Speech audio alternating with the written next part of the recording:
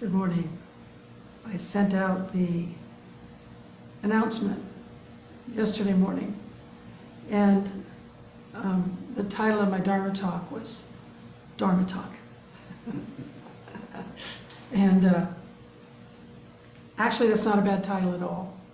It still fits, but actually I just wasn't quite sure what I wanted to call it yet. But the title of today's talk is actually Uncertainty. I spent the last week,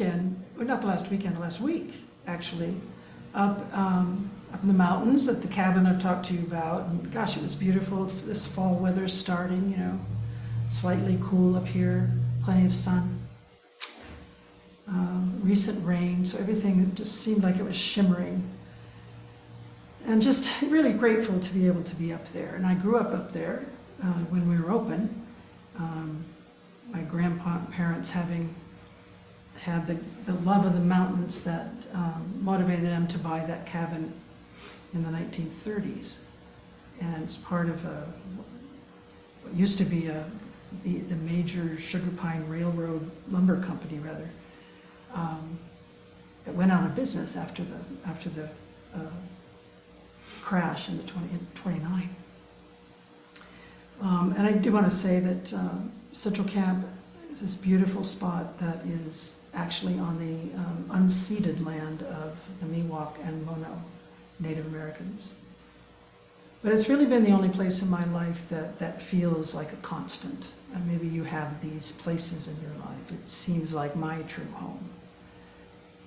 And after we close in winter, which is usually in early November, I just always can't wait from when I was a child and it's still true today. Can't wait to open up, and it's usually in May. Today it wasn't until June because of the weather. But whenever the last storms have passed through, we can go up, turn on the water, and start living our life there. I was returning to every year, every spring, to a familiarity, really, that was born of time and nature, of my grandparents' efforts at creating and nurturing, and a presence of family. So Central Camp was really my safe, loving place. And of course, change happened over the decades. The pond we swam in and fished in when we were kids was drained long ago, which is okay. And newer cabins were built on the other side of the creek. But things pretty much continued on its natural course, nature's course. And with us just being guests on the land. But two events really shook me into a different sense of the reality of uncertainty, and into a greater feeling of the uncertainty around this particular place. Growing up, our elders always reminded us of what we should do should a fire break out, because we're pretty much, we're in a kind of a bowl, and there's a road that goes in and goes out the other side. So, one road in, and it could be dire if we had a major fire up there. So we were always, they were reminding us of this and telling us what we should do, which really is just wherever you are roaming, because we used to roam all day long, wherever you are roaming, when you hear that horn, the car horn honk, you run as fast as you can back to the car, get in, and wait for your parents to drive you out. So all that time, nothing ever happened in terms of a fire, until it did. And it happened in a horrible way, at the hands of a group of 20 or so out-of-control teenagers who literally burned down the cabin that's right in front of my cabin, as all of us sat there and watched helplessly. It was completely gone in 15 minutes, nothing but ash. Astonishingly, nothing else burned, except it singed some trees. Unlike what we had been told to expect as children, that if there's a fire, likely we need to get out because things are just going to go up. So I lost my innocence about Central Camp that night. I was pushed sort of suddenly and violently into a different kind of uncertainty. and at the same time into the certainty of impermanence. These things happening both just in one quick moment. And nearly exactly 10 years later, in the fall of 2008, I was taking a walk, like I always did, down to Sand Creek, which is a creek that runs through that area. And I made this soft little turn on the dirt road to go down to the creek. You can drive across, drive through. Not in the middle of winter, it's too high, but you can drive through by the middle of summer. And my brain just wasn't making sense of what I was seeing. And it actually took me some time just standing there, staring at the creek. And I went down on my knees, and I finally, my brain caught up with what I was seeing. The creek was completely dry. Never had happened. And needless to say, both of these awakenings to fire and drought, no longer reside in my uncertain column, but they did that. And of course, we all know about uncertainty as Buddhist practitioners, as students of Buddha's wisdom on the impermanence of all things. But as I was writing this, I was also thinking about Siddhartha Gautama's life and this famous story of when he left home. As you know, the story goes that he was living in his family's, I'll just call it a compound. He had a wife and a son, Yasodhara and Rahula, and all of them basically protected from the outside world. And he decided to venture outside his home with an attendant to see what life was like. I'm not sure he felt uncertainty exactly, curiosity for sure, but imagine he might have. And then how this feeling must have grown as he experienced life in ways he never knew. Old age, death, illness, poverty, all kinds of suffering he was not aware of. And of course, this sudden dose of reality, of uncertainty, motivated him to soon leave his home and his family behind in search of liberation from such suffering. And didn't he endure uncertainty again when he left on foot to places he had no ideas of? And he continued this itinerant lifestyle until his death, never returning home, not to the one he had known as he was growing up. And we know that when he came to understand, of course, what he came to understand, of course, is this changing, uncertain nature of all things, of all phenomena, and also the certainty of illness, old age, and death. There's a lovely story that's told about Ajahn Chah, who's a beloved Theravadan monk and teacher who died in the early 90s. And one day he was teaching his students, and he held up a really pretty, beautiful teacup. And he said to the students, "To me, this cup is already broken, because I know its fate. I can enjoy it fully here and now. And when it's gone, it's gone." In other words, there is freedom in our understanding of uncertainty. And this cup is a teacher to us too, to help us see beyond our own illusion of having or being in control of anything. I think we probably know that when we commit to something, whether it's creating a garden or standing up to an injustice, enrolling in an online educational program that requires a lot of your time, or raising a child or adopting an animal, we undoubtedly experience failure and successes. And what a great teaching. The zucchini plants might very well be sucked dry by aphids. We may find the program just too time-consuming for our life. Or our pet may end up with behaviors beyond our control. We could be really disappointed, maybe even devastated, if we only focus on the results. But if we can see Ajahn Chah holding up this beautiful cup and seeing the cup is broken, we can then give it our all while trusting the process of life itself, really, and not just the product. What freedom is found here. We can still plan and we can care for and respond to, just not control. And this is related, of course, to the letting go of and letting go into that we've talked about in the past weeks. In this way, we can embrace the truth of impermanence and uncertainty, of not knowing.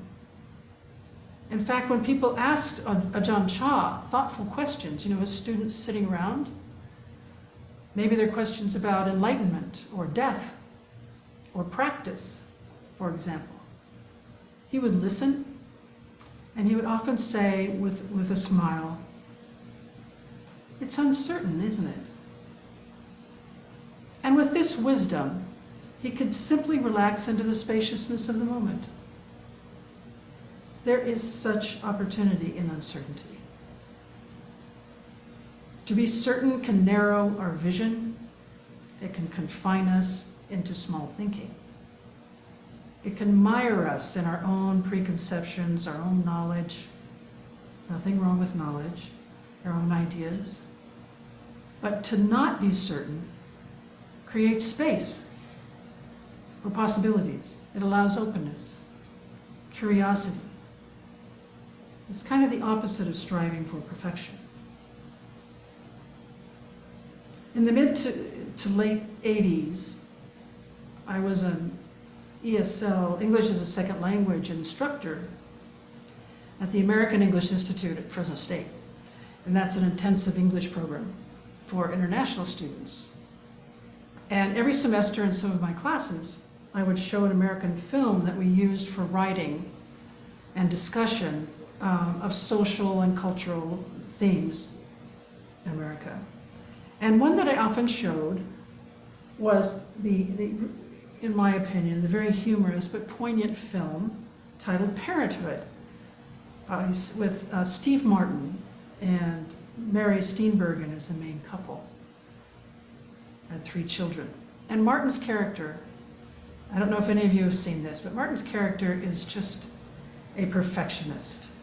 And he is a workaholic, striving for a promotion, and he's a father fretting about his kids measuring up and feeling embarrassment as a father if they don't. He was hurting, he was suffering. And when his children started to experience emotional problems, he would blame himself and question, of course, his ability as a father. But he suddenly quits his job because he didn't get the promotion, and he goes home and he shuts the door and puts his keys on the table, and his wife walks up to him and he says, I quit my job. And she listens to him with a lot of consternation on her face, because he is just about to find out that she is pregnant with their 4th child. And he starts to lose it. He's frustrated and fearful. But things change drastically after one simple conversation with his elderly grandmother. She tells him the story of her first experience riding a roller coaster. And this was when she was quite young. And she said, many people, all my friends preferred the really simple and bland merry-go-round. But she chose the roller coaster, with all of its twists and turns and ups and downs and speed.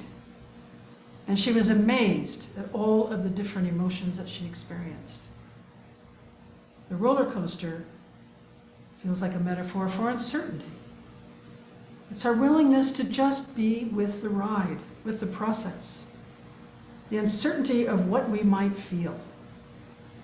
It's a letting go into the experience that allows us to be in the moment, fully experiencing it. Maybe there's some fear, for sure, but there is definitely freedom.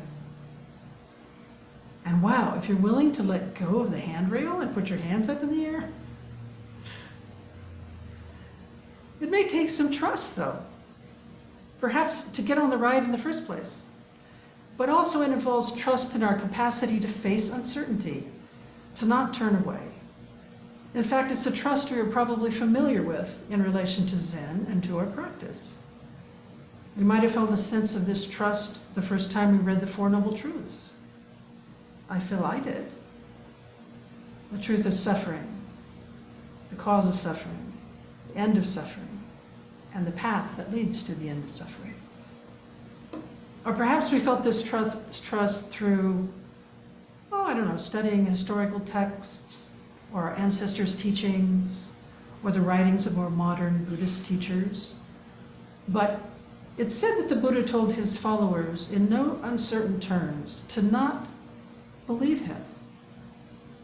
And don't believe what they heard or what they read, but rather test things out. Have your own personal experience that will help you determine the validity and the helpfulness of the teachings. Zen is experiential. And it's here that we might develop a feeling of trust. A trust in our fundamental ability to wake up.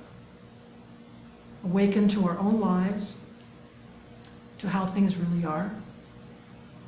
And this is a powerful support amid life's uncertainties. Trust balanced with wisdom is needed to even be motivated to initiate our practice, really, and eventually to actualize the teachings. When we can give ourselves over to practice, we have the opportunity to let go of our dependence on outcomes, on product.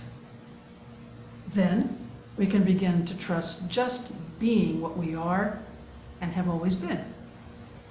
Buddha nature, our natural being, which is continuously revealing itself right here, right now, in these bodies, in this place.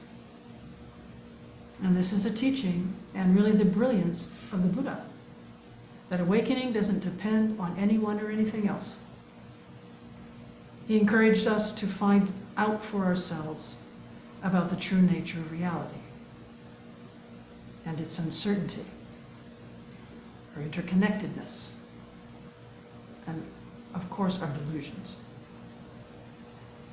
In his book, The Wise Heart, Jack Kornfield writes, and I quote him, the ancient Zen masters call this kind of enlightenment the trusting mind. And Zen texts explain that to live in trusting mind is to be without anxiety about non-perfection. The world is imperfect. Instead of struggling to perfect the world, we rest in the uncertainty. And then we can act with compassion and we can give our best without attachment to the outcome.